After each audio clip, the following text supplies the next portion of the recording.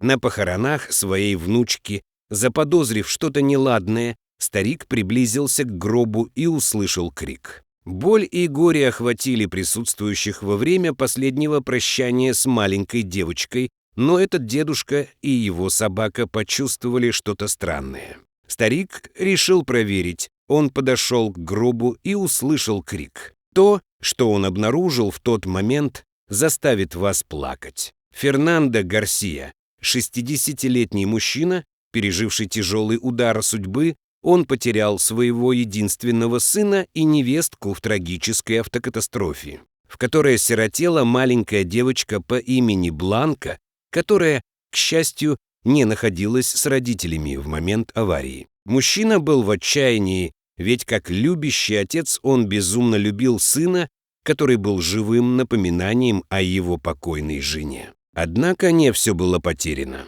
Его внучка, веселая 7-летняя девочка, вскоре стала светом в его жизни. С тех пор этот добрый дедушка воспитывал Бланку как родную дочь и установил с ней тесную любящую связь. До аварии, лишившей его сына и невестки, Фернандо был веселым оптимистом, всегда окруженным друзьями. Он всю жизнь проработал механиком и любил помогать людям с проблемами автомобилей. Однако после аварии он сильно изменился, стал более серьезным, задумчивым и грустным. Но все же он остался добрым, ласковым и очень преданным своей внучке. Несмотря на трудности, которые ему пришлось преодолеть, он остался сильным и храбрым человеком, сумевшим преодолеть невзгоды, и стал отцовской фигурой для Бланки. А она, в свою очередь, очень счастливая и любящая девочка. Они часто проводили время вместе, играли в парке или просто беседовали дома. Фернандо сделал все возможное, чтобы дать Бланке хорошую жизнь, полную любви, и она отвечала ему взаимностью. Дедушка следил за тем, чтобы его любимая внучка получала хорошее образование и поддерживал ее во всех занятиях. Однако в их жизни не хватало чего-то важного, и оно скоро должно было появиться самым неожиданным образом. В один дождливый день, когда семья возвращалась со школы, сильный ветер срывал листья с деревьев. Проходя по улице к дому, они вдруг услышали тихий скулёж, привлекший их внимание. Подойдя поближе, они увидели щенка, лежавшего на земле. Малыш дрожал от холода, его задняя лапа была повреждена, а в его карих глазах читались страх и боль. Фернандо и Бланка были тронуты, увидев бедное брошенное животное. Не раздумывая, Бланка бережно подняла щенка на руки, пытаясь успокоить его нежным голосом. «Все будет хорошо, маленький друг, мы поможем тебе. Правда, дедушка». Мужчина с грустью посмотрел на собаку, он не мог оставить ее в таком состоянии. Щенок изо всех сил цеплялся за девочку, как будто понимая, что нашел того, кто спасет его. Бланка нежно поглаживала щенка со слезами на глазах. Она не могла поверить, что кто-то бросил такое милое уязвимое существо. Вместе они решили отвезти щенка в ветеринарную клинику. Там собаку вылечили, а Бланка и Фернандо ухаживали за ней во время выздоровления. Этот момент положил начало прекрасной дружбе, и они дали щенку имя Тика. Увидев, какую связь внучка обрела с собакой, Фернандо без раздумий забрал щенка домой. С тех пор Тика стала важной частью семьи, ее любовь и преданность проявились с первого момента. Вскоре пес стал большим утешением для этой сломленной семьи. Тика была верным другом, который всегда был рядом с ними даже в трудные времена.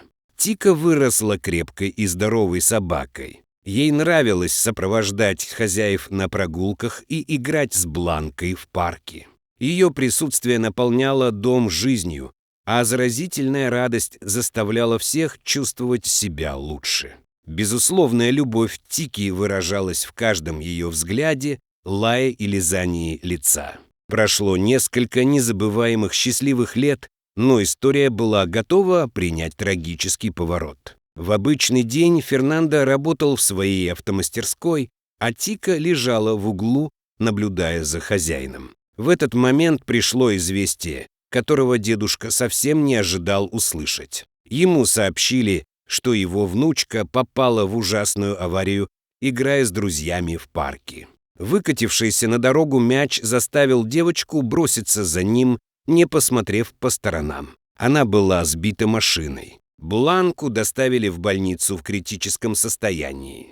Врачи сделали все возможное, чтобы спасти ее, но в итоге констатировали смерть. Новость сильно потрясла Фернандо и Тику. Мужчина чувствовал себя полностью раздавленным, он не мог поверить, что снова потерял близкого человека. Тика же была сбита с толку и опечалена, а она не могла понять, почему ее подруга так и не вернулась домой, а хозяин не переставал плакать. В тот день Фернандо вновь погрузился в глубокую печаль, он не мог смириться с мыслью о жизни без Бланки. Он чувствовал себя одиноким и пустым, а боль была невыносима. Тика же не отходила от Фернандо и не переставала скулить, как будто чувствуя, что произошло нечто ужасное. На следующее утро мужчине вновь пришлось проявить силу, чтобы присутствовать на похоронах внучки, и, конечно же, он взял с собой преданную собаку, чтобы проститься с любимой девочкой. Похороны Бланки были очень тяжелым моментом для мужчины и пса. Потеря девочки была опустошительной для них обоих, они были погружены в глубокую печаль. Фернандо рыдал, как ребенок, а Тика следовала за ним, явно осознавая происходящее. Тем не менее, когда они прощались с девочкой и гроб закрывали, Тика почувствовала что-то и начала рычать и настойчиво лаять. Фернандо пытался успокоить ее, но Тика продолжала громко лаять. Мужчина в замешательстве подошел к гробу посмотреть, в чем дело, и именно тогда услышал тихий звук изнутри. Инстинктивно Фернандо почувствовал, что что-то не так. Он начал кричать: «Моя Бланка жива! Я должен вытащить ее оттуда». С решимостью он попытался открыть гроб, но присутствующие, решив, что горе лишило мужчину рассудка, попытались остановить его. Тика же встала на защиту, ощетинившись и не давая никому приблизиться. Фернандо изо всех сил старался открыть гроб и с изумлением обнаружил, что Бланка действительно была жива. Его крики радости и облегчения смешались с лаем Тики, которая не могла сдержать эмоций и бросилась к девочке, покрывая ее радостными визгами. Врачи, лечившие Бланку, ошиблись в диагнозе и посчитали девочку мертвой. На самом деле у нее было повреждение мозга, вызвавшее состояние каталепсии. Это биологическое состояние, при котором человек становится неподвижным, кажется мертвым и лишенным жизненных функций. Это было настоящим чудом для Фернандо и Тики, которые не могли поверить, что Бланка жива. Тика оказалась хранительницей и защитницей Бланки.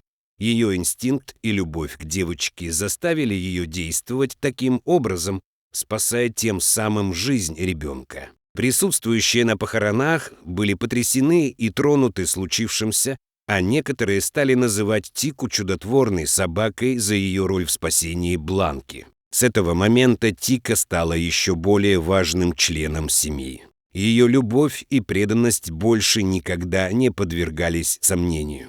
История Фернандо, Бланки и Тики учит нас важности любви и верности в нашей жизни. Потеря и боль неизбежны, но мы всегда должны хранить веру и надежду в трудные времена. Безусловная любовь Тики к семье показывает, что животные способны любить и защищать так же, как человек. Дорогие зрители, если вам понравилось это видео, то ставьте лайк и подписывайтесь на наш канал. До свидания.